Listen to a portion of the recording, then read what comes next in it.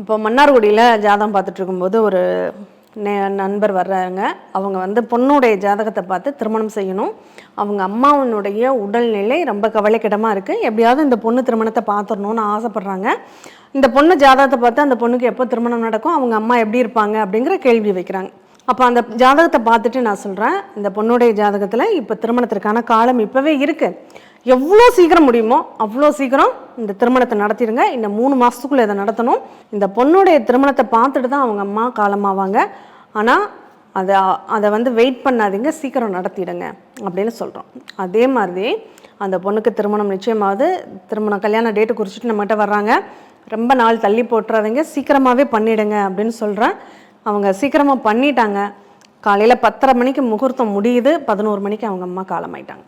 இது கல்யாணம் பண்ணதுனால அவங்க அம்மா காலமாயிட்டாங்கன்னு சொல்கிறதா? கிடையாது. இந்த பொண்ணுக்கு கல்யாணம் பண்ணணுங்கிறதுக்காகவே அவங்க அம்மா அந்த உயிரை இழுத்து பிடிச்சிட்டு இருந்திருக்காங்க அப்படின்னு தான் சொல்லணும்.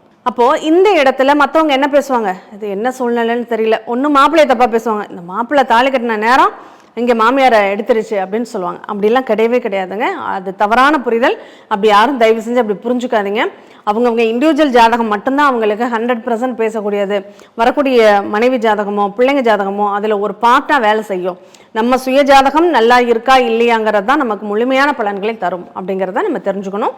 அதனால் அது நமக்கு பலன் தருமா, கொஞ்சம் சப்போர்ட் பண்ணுமா அப்படிங்கிறத பிள்ளைங்க ஜாதகத்துலேயும் மனைவி ஜாதகத்துலேயும் நம்மளால் தெரிஞ்சுக்க முடியும். அதனால் யாரும் யாரையும் குறை சொல்லாதீங்க.